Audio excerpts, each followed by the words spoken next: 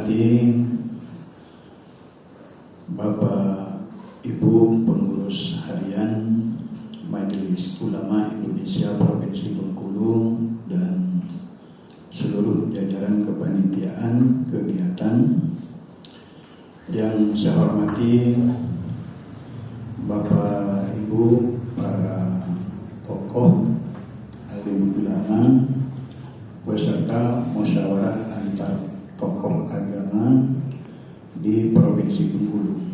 Hadirin yang berbahagia, alhamdulillah menjelang petang hari ini kita diberi kesempatan kesehatan untuk hadir di ruangan ini dalam satu paket kegiatan yang dilaksanakan oleh Majelis Ulama Indonesia Provinsi Bengkulu, yaitu musyawarah antar tokoh agama di Provinsi Bengkulu.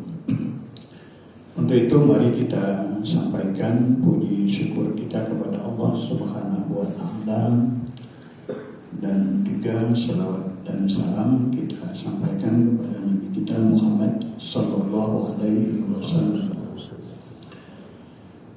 Bapak Ibu hadirin yang saya hormati, seperti disampaikan oleh panitia pelaksana kegiatan terkait dengan kegiatan yang kita laksanakan ini, formatnya memang di hotel karena SOP-nya seperti itu, dan sebetulnya untuk mengumpulkan tokoh sebanyak 20 orang itu bisa kami laksanakan di Sekretariat MUI, dan di sana kita bisa bermusyawarah, berdiskusi, bertukar pikiran terkait dengan masalah keagamaan dan keumatan khususnya di Provinsi Bengkulu ini. Tetapi karena formatnya di hotel, kemudian jadwalnya sesuai dengan aturan, karena anggaran yang diberi ini anggaran dari pemerintah daerah melalui hibah tahun 2022. Beberapa hari yang lalu di ruangan ini juga kita mempertemukan para mubaligh dan mubalighat Provinsi Bengkulu sebanyak 65 orang utusan dari organisasi keagamaan, organisasi Islam, dan pada hari ini kita setting pertemuan kita adalah pertemuan antar tokoh yang mewakili dari perguruan tinggi, ormas dan pengurus harian MUI Provinsi Bengkulu. Fokus pembahasan kita dalam musyawarah ini dan pertemuan mubaligh dan mubaligh kemarin adalah masalah dakwah. Jadi masalah dakwah khususnya di Provinsi Bengkulu. Dan pada kegiatan ini juga adalah terkait dengan masalah dakwah keagamaan, baik dakwah secara umum maupun dalam keluarga masyarakat. Jadi ada 3 pemateri sebagai pengantar yang nanti untuk memediasi kita bermusyawarah. Pertama, sedianya disampaikan oleh Bapak Dr. Dhani Hamdani, tapi karena beliau bertugas ke Bandung dan oleh panitia nanti diminta saya untuk menyampaikan pada materi itu, yaitu terkait dengan peran ulama dalam aktualisasi dakwah. Dan nanti pada materi yang kedua Pak Prof. Yohanes, dan yang ketiga nanti yang akan disampaikan oleh Bapak Yohalim. Jadi dari kita, oleh kita, dan untuk kita.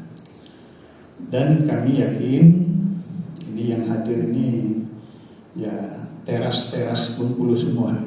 Jadi ini ada rektor, ada mantan rektor, dan tokoh-tokoh agama, tokoh masyarakat, intelektual. Dan mengapa kami setting acara ini seperti ini? Kami ingin ada masukan. Jadi kita melihatnya itu persoalan dakwah kita ini dari luar, yang masuk luar itu adalah outsider dari MUI dan insider MUI itu sendiri. Jadi mungkin banyak hal yang perlu kita inventarisir, kita agendakan, kemudian kita rumuskan dalam sebuah kegiatan atau format dalam berdakwah itu. Beberapa hari yang lalu, tanggal 2 dan tanggal 4 itu dilaksanakan di Bali itu R20, Religion 20, pertemuan tokoh-tokoh agama dunia. Dan dari pertemuan itu ada 7 poin yang dihasilkan, dan inti dari pertemuan itu di mana peran agama, tokoh agama dalam konteks persoalan global, persoalan dunia itu masih sangat dibutuhkan. Jadi dari hasil survei dan pengamatan, peran agama dan tokoh agama pada setiap negara, terutama negara-negara yang bergabung dalam G30 itu, dengan kasus COVID kemarin, maka peran agama dan tokoh agama itu sangat substansial. Oleh karena itu juga kita di Bengkulu mencoba menginventarisir hal-hal yang berkaitan dengan dakwah di Provinsi Bengkulu ini. Dari hasil pengamatan kita misalnya, kita meneliti bagaimana dakwah yang dilakukan oleh Bapak Kiai Haji Syafruddin Labai LC dengan dakwah pedalaman dia yang dia mulai dari tahun 1975. Nah, dakwah yang beliau lakukan adalah dakwah pembentengan teologi di Pulau Enggano. Jadi dakwah yang beliau lakukan itu sangat luar biasa dan berhasil membenteng apa yang dilakukan oleh forum gereja dari Jerman dengan kristenisasi di beberapa pulau. Karena beliau itu adalah alumni di DII, maka beliau diamanatkan untuk berdakwah pedalaman. Kemudian kita melihat yang dilakukan oleh pendiri Pondok Pesantren Pancasila. Ya, jadi beliau juga melakukan dakwah secara estafet dari satu tempat ke tempat, dan dakwahnya sampai ke pagar alam sana. Dan itu yang dilakukan oleh beliau dengan dakwah kulturalnya yang dilakukan oleh Kiai Haji Nawawi. Nah, akhir-akhir ini kita melihat perkembangan dakwah kita. Dakwah kita, baik dakwah yang dilakukan secara offline maupun dakwah yang dilakukan melalui media sosial. Dan kita sekarang ini dihadapi oleh apa yang disebut dengan kebenaran, ya, post-truth. Jadi post-truth itu ketidakbenaran atau kesalahan itu dikemas dengan membangkit emosi publik atau netizen sehingga dia menjadi sebuah kebenaran. Oleh karena itu, apa yang kita inginkan dari kebenaran dakwah itu dengan era post-truth itu, maka kebenaran itu ditutupi oleh ketidakbenaran. Oleh karena itu tradisi sanad yang pernah berkembang dalam agama Islam itu mulai lepas. Bagaimana dulu orang berdakwah itu mulai dari tradisi Rasulullah, sahabat dan seterusnya dalam peradaban Islam itu yang dikenal dengan dakwah berdasarkan sanad, sehingga muncullah dalam ungkapan hadis itu laulal isnad laqala man qala ma qala. Kalau kita berdakwah tidak berbasis mata rantai sanad, maka orang mau bilang apa saja dan siapa saja mau bilang apa di dalam dakwah itu. Apalagi sekarang ini kalau kita melihat bagaimana model penyampaian agama di media sosial. Jadi dakwah dengan menggunakan digital, sehingga ada upaya permainan digital yang dikemas sehingga dakwah itu kadang-kadang saling mengadu domba. Nah, itulah kehebatan dari sebuah kekuatan power dari digital itu. Maka mungkin kita perlu mencari langkah baru dan format baru di dalam kita berdakwah itu. Kemudian juga bagaimana berdakwah pengajian di masjid-masjid itu berbasis kitab. Dulu para ulama itu berdakwah dengan berbasis kitab-kitab yang muktabar, kitab-kitab yang diakui. Sehingga dakwah yang disampaikan itu adalah dakwah yang betul-betul berbasis agama. Kemudian ada potensi lembaga dakwah yang bisa kita perkuatkan.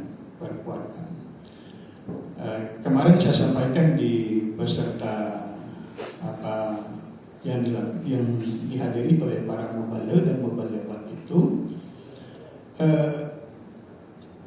tahun terakhir ini ada fenomena baru di dalam penyampaian agama dan semangat agama di Provinsi Bengkulu, dengan hadirnya pulangnya para alumni Timur Tengah, dan pada hari ini kita bisa memetakan ada tiga model pengabdian keagamaan dan keilmuan mereka. Ada yang aktif di perguruan tinggi seperti UIN, IAIN, dan juga di lembaga pendidikan seperti sekolah-sekolah terpadu. Kemudian yang ketiga, ada pelibatan mereka di dalam sejumlah travel umroh. Maka kita melihatnya ini adalah sebagai salah satu kekuatan. Jadi bagaimana para mutawif yang terlibat dalam sejumlah travel umroh itu kemudian dia membentuk sebuah komunitas dakwah. Nah, ini juga salah satu format baru. Misalnya perlu ada ikatan mutawif travel umroh di Provinsi Bengkulu, dan itu menjadi arus baru untuk dakwah di Provinsi Bengkulu ini. Nah, jadi ini yang ingin kita cari bersama-sama, sehingga ada model dakwah yang kolaboratif.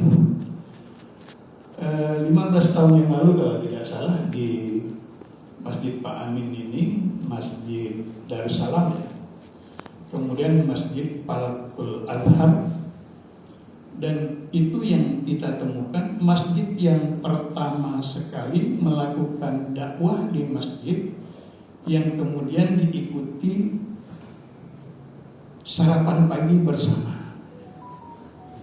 Ada snack ya, ada snack. Dan itu yang saya temukan di Bengkulu. Nah sekarang ini ada sejumlah masjid yang mencoba melaksanakan kegiatan seperti itu, dan ternyata itu juga mengundang para jamaah lebih baik, lebih bersemangat. Nah, di beberapa masjid yang kita temukan, justru ibu-ibu itu semangat sekali mempersiapkan kopi morningnya. Nah, itu bahasa kerennya. Kalau bahasa kitanya neron paginya, ya, neron paginya itu bersemangat sekali. Ada yang kelasnya lontong, sudah ada yang kelasnya nasi uduk. Nah ternyata itu juga memotivasi dalam dakwah subuh. Dan satu lagi di Kota Bengkulu itu yang saya lihat safari subuh para Ustadz Minang. Ya, ini sudah berjalan beberapa tahun dan kita amati. Nah ini juga menjadi sebuah kekuatan dakwah nantinya di Provinsi Bengkulu. Mungkin kita tidak merasakan sekarang, dan karena kita tidak mengamatinya itu sebagai sebuah gerakan dakwah, tetapi dia punya dampak yang positif terhadap kehidupan keagamaan masyarakat. Yang di dalamnya itu walaupun safari subuh Minang, di situ ada intelektual, ada akademisi, ada pengurus MUI, ada pengurus ormas-ormas, maka itu menjadi satu kekuatan. Dan saya terus mendorong agar itu dilakukan tidak hanya di Kota Bengkulu tetapi juga di kabupaten-kabupaten lain, yang pada saatnya nanti itu menjadi arus baru juga dalam gerakan dakwah itu. Nah jadi kita melihat di Provinsi Bengkulu, di Kota Bengkulu itu pertumbuhan semangat keagamaan itu terus berkembang. Belum lagi di ormas-ormas, di Muhammadiyah, di NU, dan ormas-ormas yang lain. Maka dakwah kolektif yang dulu seperti dilakukan oleh Syafruddin Zakaria Labai, kemudian yang dilakukan oleh Kiai Nawari, yang perjalanannya dari jembatan kecil, kemudian dari jembatan kecil ke arah Pulau Bai, kemudian ke Tabalagan, dari Tabalagan terus ke kaki desa-desa yang ada di gunung gitu ya. Maka itu setelah kita teliti itu punya dampak yang luar biasa. Mungkin juga nanti antar kampus. Nah, itu.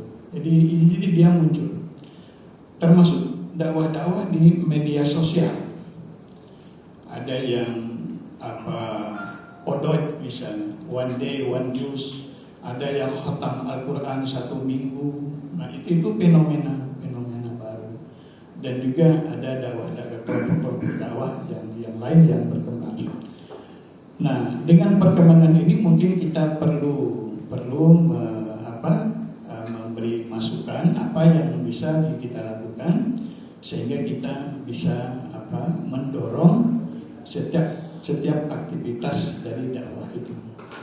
Inilah tujuan dari rapat kami pengurus harian MUI, bagaimana kita bertemu dengan tokoh agama melalui perguruan tinggi dan ormas, dan apa yang bisa kita lakukan untuk tahun 2023 itu.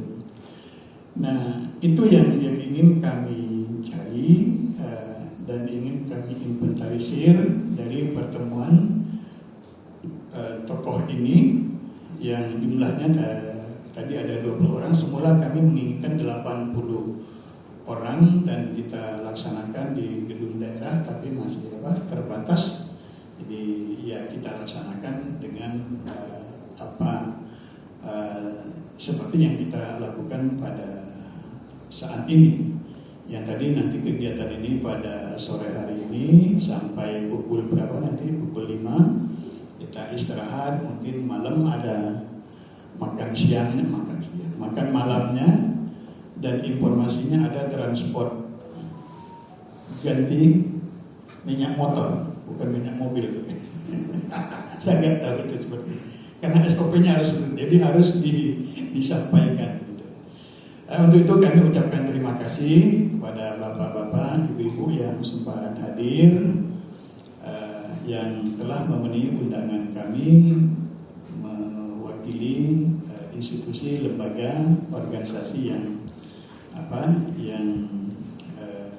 diutus, yang diminta. Mudah-mudahan kegiatan kita ini bermanfaat dan ini menjadi bagian daripada dakwah kita juga, dan kita yakin apa yang kita lakukan ini adalah sebuah ibadah yang akan menghasilkan bagi umat, bagi masyarakat kita.